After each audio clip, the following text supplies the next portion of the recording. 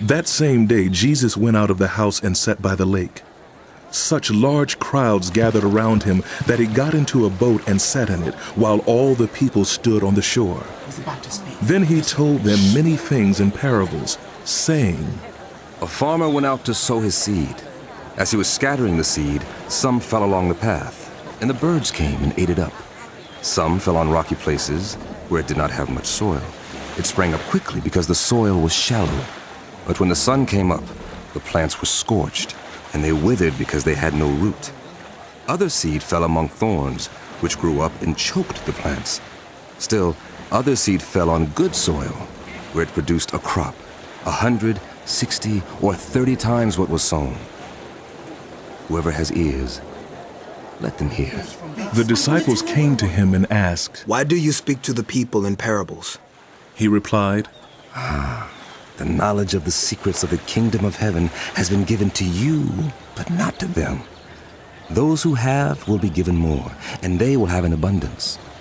As for those who do not have, even what they have will be taken from them. This is why I speak to them in parables. Though seeing, they do not see. Though hearing, they do not hear or understand. In them is fulfilled the prophecy of Isaiah. You will be ever hearing, but never understanding. You will be ever seeing, but never perceiving. For this people's heart has become calloused. They hardly hear with their ears, and they have closed their eyes. Otherwise, they might see with their eyes, hear with their ears, understand with their hearts, and turn, and I would heal them. But blessed are your eyes because they see, and your ears because they hear. Truly I tell you, many prophets and righteous people long to see what you see but did not see it, and to hear what you hear but did not hear it. Listen then to what the parable of the sower means. When people hear the message about the kingdom and do not understand it, the evil one comes and snatches away what was sown in their hearts. This is the seed sown along the path. The seed falling on rocky ground refers to people who hear the word and at once receive it with joy. But since they have no root, they last only a short time. When trouble or persecution comes because of the word, they quickly fall away. The seed falling among the thorns refers to people who hear the word, but the worries of this life and the deceitfulness of wealth choke the word, making it unfruitful. But the seed falling on good soil refers to people who hear the word and understand it. They produce a crop yielding 100, 60, or 30 times what was sown. Jesus told them another parable. The kingdom of heaven is like a man who sowed good seed in his field. But while everyone was sleeping, his enemy came and sowed weeds among the wheat and went away. When the wheat sprouted and formed heads, then the weeds also appeared. The owner's servants came to him and said, Sir, didn't you sow good seed in your field? Where then did the weeds come from? An enemy did this, he replied. The servants asked him, Do you want us to go and pull them up? No, he answered, because while you are pulling the weeds, you may uproot the wheat with them. Let both grow together until the harvest. At that time, I will tell the harvesters, first collect the weeds and tie them in bundles to be burned. Then gather the wheat and bring it into my barn. He told them another parable. The kingdom of heaven is like a mustard seed, which a man took and planted in his field. Though it is the smallest of all seeds, yet when it grows, it is the largest of garden plants and becomes a tree, so that the birds come and perch in its branches. He told them still another parable. The kingdom of heaven is like yeast that a woman took and mixed into about 60 pounds of flour until it worked all through the dough. Jesus spoke all these things to the crowd in parables. He did not say anything to them without using a parable. So was fulfilled what was spoken through the prophet. I will open my mouth in parables. I will utter things hidden since the creation of the world. Then he left the crowd and went into the house. His disciples came to him and said, Explain to us the parable of the weeds in the field. He answered, The one who sowed the good seed is the Son of Man. The field is the world, and the good seed stands for the people of the kingdom. The weeds are the people of the evil one, and the enemy who sows them is the devil. The harvest is the end of the age, and the harvesters are angels. As the weeds are pulled up and burned in the fire, so it will be at the end of the age. The Son of Man will send out his angels, and they will weed out of his kingdom everything that causes sin and all who do evil. They will throw them into the blazing furnace where there will be weeping and gnashing of teeth. Then the righteous will shine like the sun in the kingdom of their Father. Whoever has ears, let them hear. The kingdom of heaven is like treasure hidden in a field. When a man found it, he hid it again, and then in his joy went and sold all he had and bought that field. Again, the kingdom of heaven is like a merchant looking for fine pearls. When he found one of great value, he went away and sold everything he had and bought it.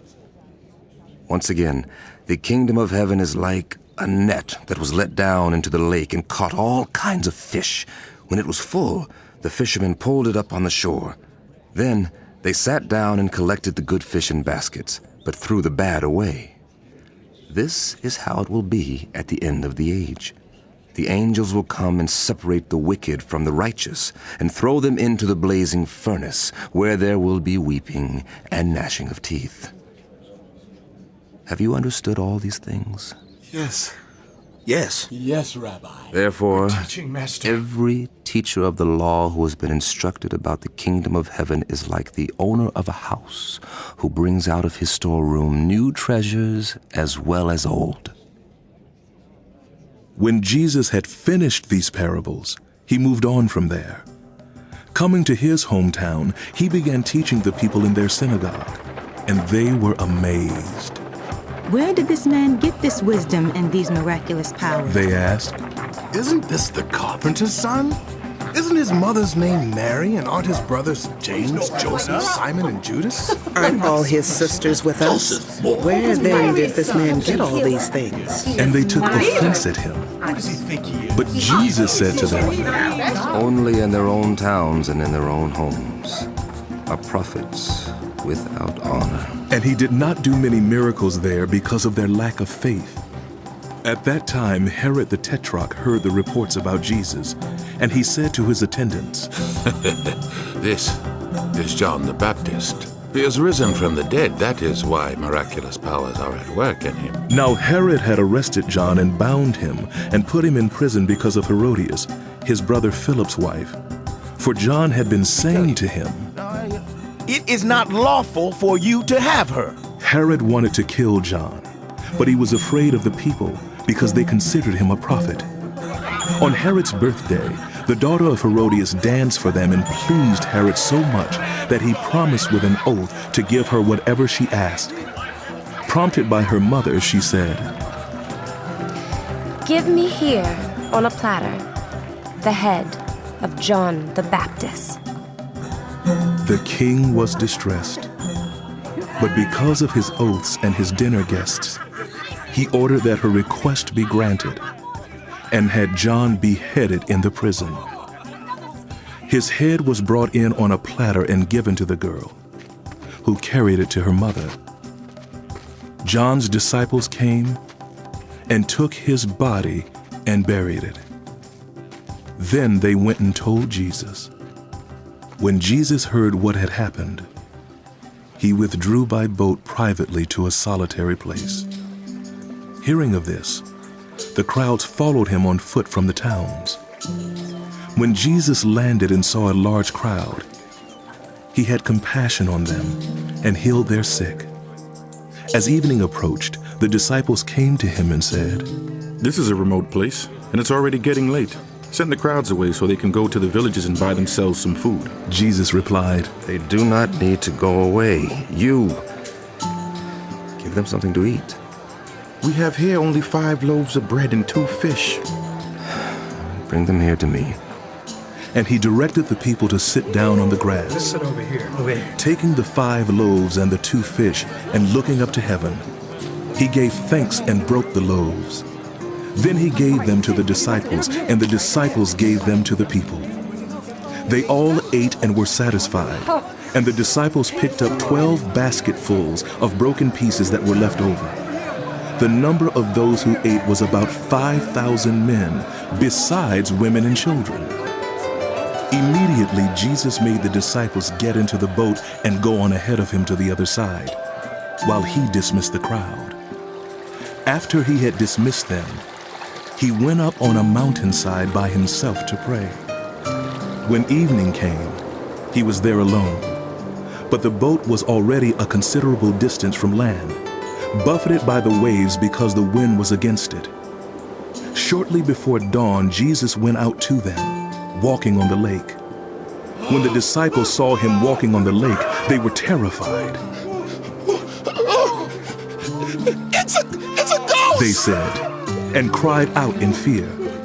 But Jesus immediately said to them, "Take courage! It is I! Don't be afraid!" Lord, if it's you, Peter replied, tell me to come to you on the water. Come. He said.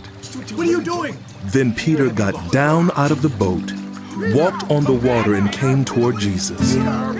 But when he saw the wind, he was afraid and beginning to sink, cried out, Lord, save me!